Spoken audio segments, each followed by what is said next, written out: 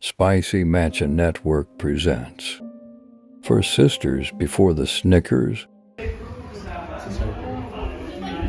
Bunso, sorry na. Ano meron? Tinigil yung plano.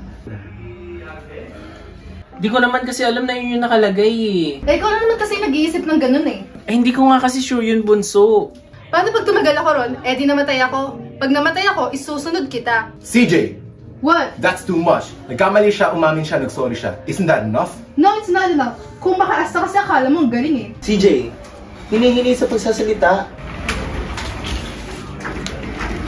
Ano meron? Isa ka pa. Bakit ako? Kakarating pa lang ah. Sinabi sa akin ng mga ads, tinawag mo daw si Princess na Chararat. Bawal ba ako magsabi sa girlfriend mo ng charara? Eh kung tawag ko yung boyfriend mo na kupal, CJ, don't even go there. yun naman yung totoo dahil pinatulan ka niya tsaka si Ate Alex. CJ, sobra ka na. Mas sobra kayo magmarunong. Dahil sobra ka naming mahal. Sana isipin mo muna yung bago mo pagtaasan ng boses yung mga tao dito.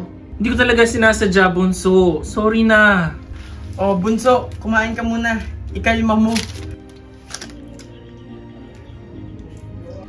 Ate, thank you. Sarap nito ah. Ako nga rin, pengi ako, Alex. Wow, kilala mo pa pala ako? After mo akong hindi pansinin ng 10 taon? Huwag ka nang maeksena.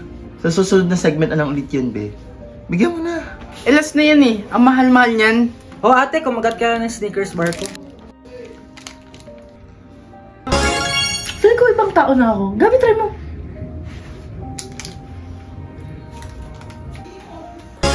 Sarap naman na ito, Bunso. Parang feeling ko hindi na ako yung underrated character sa paggaspas na to. Okay mo sa underrated character, be. Ikaw naman natin, Teddy. Ba't nahuli ako?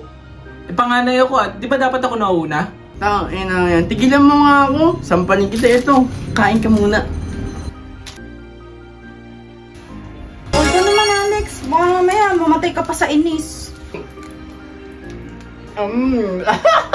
Ayan, kilala ko na kayo. Ano nga ba kasi nangyari? Si Ate Teddy kasi pinag-iyo ko ng barbecue eh. Eh, isaw yung nakalagay sa lagayan. Eh, ayun, muntik na ako mapukpok ng nanay.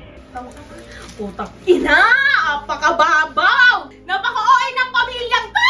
Once again, this is For Sisters Before the Snickers. You're not you when you're hungry. Snickers satisfies.